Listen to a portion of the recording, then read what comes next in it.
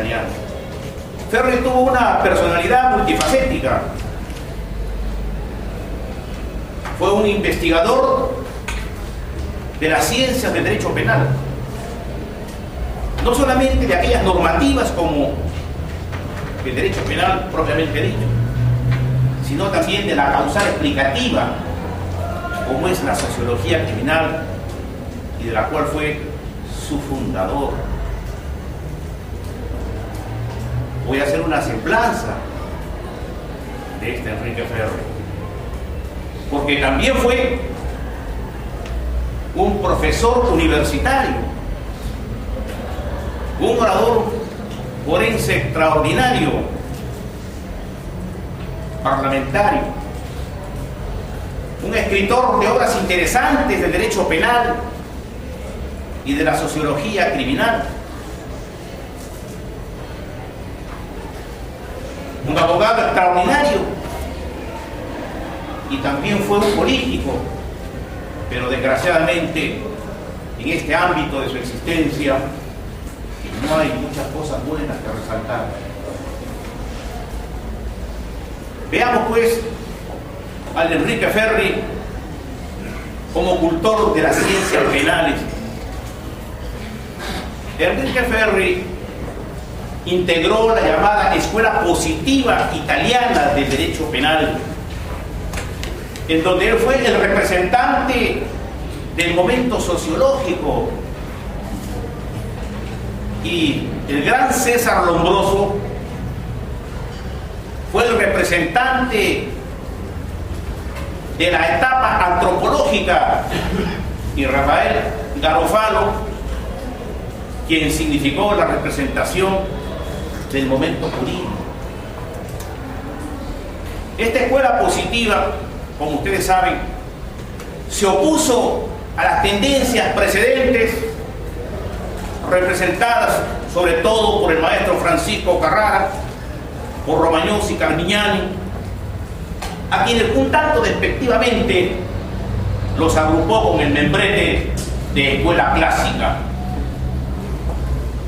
La escuela positiva tuvo una gran importancia en la historia del derecho penal, porque puso el acento, ustedes ya han estudiado este tema, puso el acento sobre el autor del hecho, sobre el hombre, sobre el delincuente para los efectos de la investigación, y dejó de lado aquello que había sido lo más importante de la llamada escuela clásica, que puso el acento en el tema del delito. Es decir, la escuela positiva se fijó en el hecho y en la personalidad de su autor, a diferencia de la escuela clásica, cuyas preocupaciones giraron en torno del delito, considerado como ente jurídico, no como un ente de hecho, sino como un ente jurídico, como una creación de la inteligencia para estampar los códigos penales y sancionar las conductas que se adecuasen a ese comportamiento prefijado en la ley.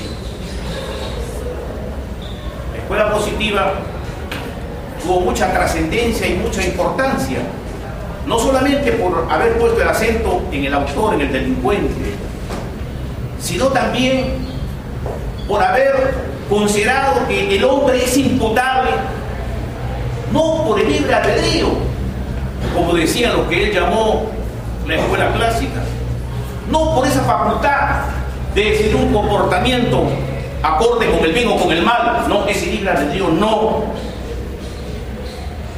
Enrique Ferri, precisamente en su sociología criminal, decía que la imputabilidad, la responsabilidad del hombre que comete un hecho delictuoso radica en la circunstancia de vivir en sociedad.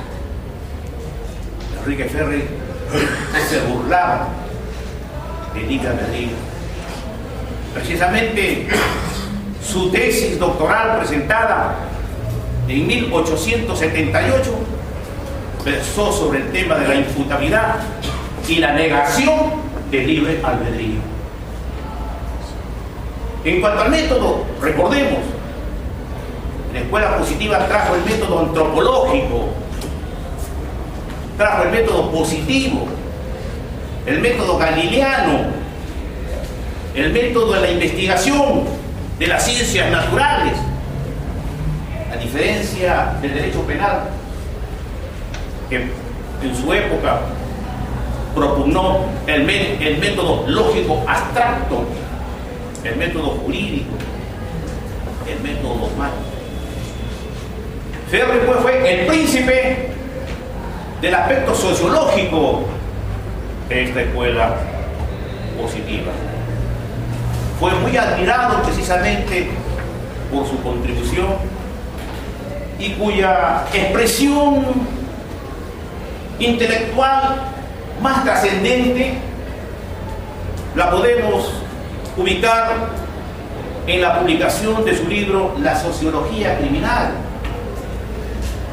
obra que en vida del maestro Enrico Ferri tuvo 4 ediciones, y la quinta, que por desgracia no llegó a verla cuando salió a luz, se hizo en el año 1929, una obra de mucha importancia y de mucha trascendencia en el ámbito de la sociología criminal y del derecho, aparte de otras publicaciones que hizo sobre los delincuentes en la literatura, por ejemplo, ¿no?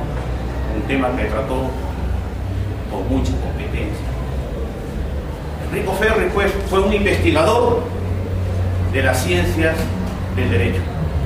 Pero Enrico Ferri también fue un orador brillante, excepcional.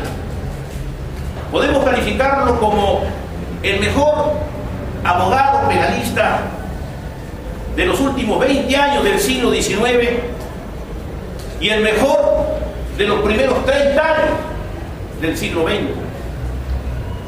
Ejercitó la defensa profesional en muchos lugares de Italia, en donde viajaba frecuentemente para dictar o para exponer los argumentos en defensa precisamente de sus patrocinados.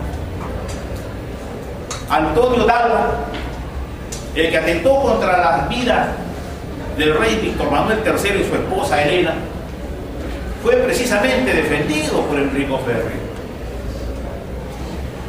Y Enrico Ferri hizo un estudio de la personalidad de este sujeto, porque de acuerdo con su concepción, el acento debía recaer sobre el autor del hecho delictuoso, sobre el protagonista del derecho penal, que es el autor del delito, que es el delincuente. Hizo un estudio de la personalidad de este sujeto que atentó contra la vida de los reyes de Italia, ¿no?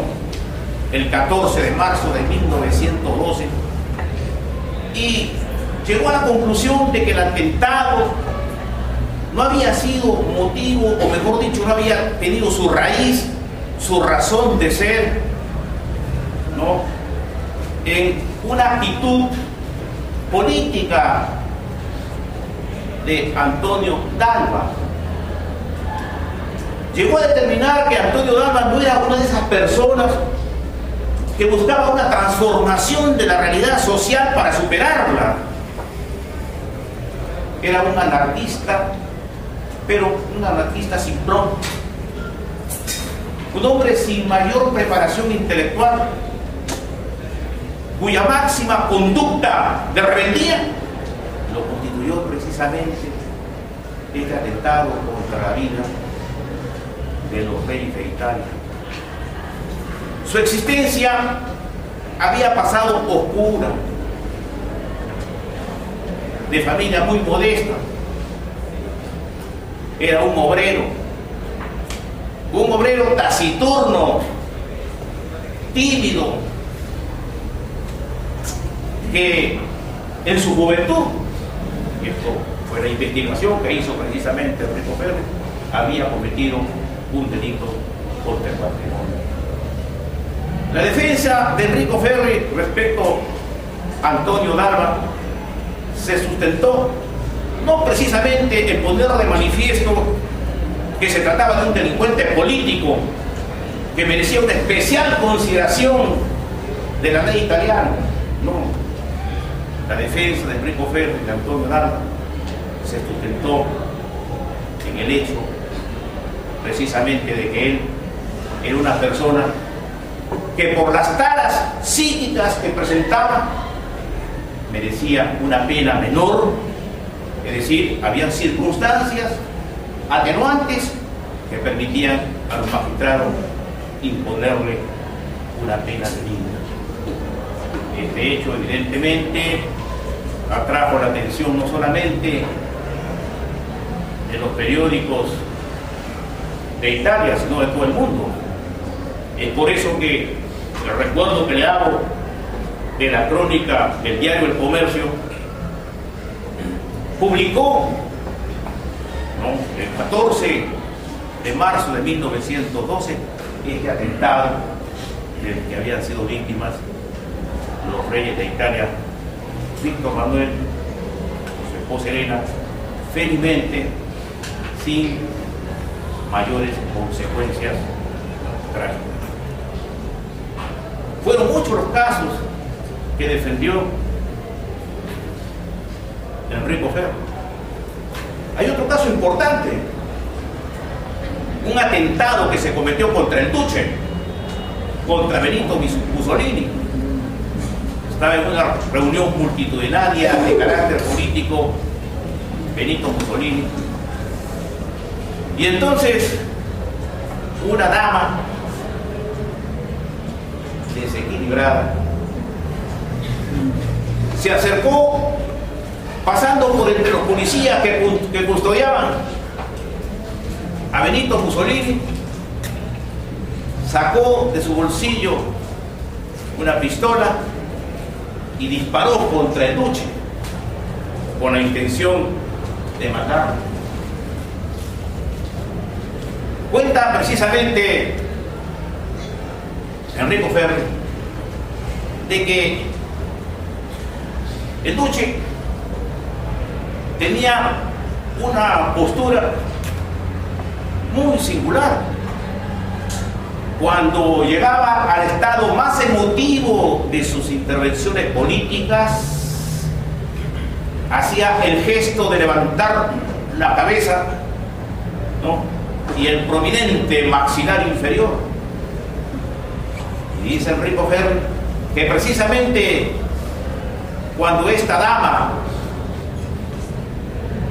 disparó al Duce, en ese preciso momento el Duce hace este gesto característico de levantar la cabeza, poner de manifiesto su prominente maxilar, lo cual, dice Enrico Ferri, evitó que la bala que iba dirigido a la sien, a la cabeza, solamente le rozara la nariz. Ferri le pidió permiso al Duce para defenderlo, como era de esperarse. No era fácil que, por muy evidente que sea Enrico Ferri, asumiera la defensa de quien había atentado contra la vida del conductor Benito Mussolini sin pedir su consentimiento. Se entrevistó Enrico Ferri con Benito Mussolini y Mussolini le dijo: ¿tiene usted mi autorización? Y como siempre, la defensa de usted seguramente va a ser exitosa. Y lo defendió. Defendió a esta señora joven que se llegó a determinar en el curso del proceso que tenía una dolencia psíquica, lo cual permitió que no se le impusiera sanción, y al concluir el proceso, como ella era de ascendencia inglesa, retornó a Inglaterra. Ese y muchos otros casos defendió Enrico Ferri. Delincuentes, sí, de todo tipo. Delincuentes pasionales, delincuentes emocionales, delincuentes de circunstancias, los llamados delincuentes locos, los delincuentes políticos. Enrico Ferri tuvo varias defensas de casos políticos. Y como en la Italia de entonces predominaba el jurado, nada mejor para Enrico Ferri, un hombre de una elegante postura, de rostro expresivo y bello, de una buena estatura, de una voz altisonante, de gestos que ayudaban a la palabra a ser convincentes sus argumentos. Todo esto contribuyó muchísimo a los éxitos que obtuvo Enrico Ferri en los jurados que por entonces administraban justicia en Italia. Con una observación: Enrico Ferri, como era un orador extraordinario, brillante, a él no le gustaba intervenir en las etapas de llamado sumario, o sea, la investigación que se hace sin el esplendor del juicio oral. Había otros abogados, auxiliares de él, o abogados que habían seguido el proceso y que al llegar el momento culminante del juicio oral requerían la presencia y la prestancia del maestro Enrico Ferri para obtener un éxito en los tribunales de justicia, y lo convocaban precisamente para que asumiera esas defensas. Así que él se reservaba pues el momento del juicio oral, el momento más brillante precisamente para un orador tan elocuente y tan convincente como lo fue Enrico Ferri. Pero también fue un excelente profesor universitario. Fue maestro en varias universidades de Italia. Comenzó en la Universidad de Turín en el año 1978. Apenas tenía 2 años de graduado como abogado y ya había sido convocado para enseñar en la Universidad de Turín. ¿Al lado de quién? Al lado del gran antropólogo César Lombroso, el representante del momento antropológico biológico de la escuela positiva. Fue la gran suerte de Enrico Ferri trabajar al lado del maestro César Lombroso, indudablemente usar. Pero de la Universidad de Turín pasó en el año 1879 a enseñar en la Universidad de Bolonia, y pasó nuevamente a otras universidades 3 o 4 años después. Pasó a enseñar en la Universidad de Pisa, en donde conoció al gran maestro del derecho penal Francisco Carrara, precisamente el máximo representante de aquel movimiento juspenalista que Ferri le endilgó y lo bautizó con la denominación de escuela clásica. Mañose, Carmignani, sí, clásicos, pero el príncipe de todos estos clásicos fue el sumo maestro de Pisa, Francisco Carrara, que tiene publicado, por supuesto, un comentario en más de 10 tomos sobre el Código Penal italiano vigente en ese entonces. Fue la gran suerte que tuvo precisamente de tener maestros tan extraordinarios como el ya mencionado don César Lombroso y ahora el que indico, don Francisco Carrara. Pero siguió en otras universidades enseñando, era convocado para enseñar en otras universidades más. En la Universidad de Siena también enseñó. La Universidad de Palermo también lo convocó.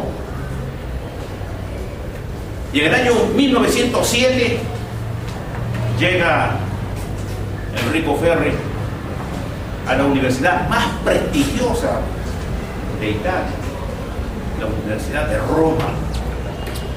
en donde enseña derecho penal y sociología criminal durante muchos años, hasta su fallecimiento, ocurrido el 14 de abril de 1929 en Italia. Tengan presente la fecha, 1929. En 1979 él se inicia en la enseñanza universitaria y en 1929 fallece. 50 años del ejercicio del magisterio, de la docencia universitaria compartida en éxito con el desempeño de su profesión de penalista. Pero Enrico Ferri también incursionó en la política. Fue socialista. En un momento determinado se proclamó marxista. Pero ¿qué ocurrió en el año 1926?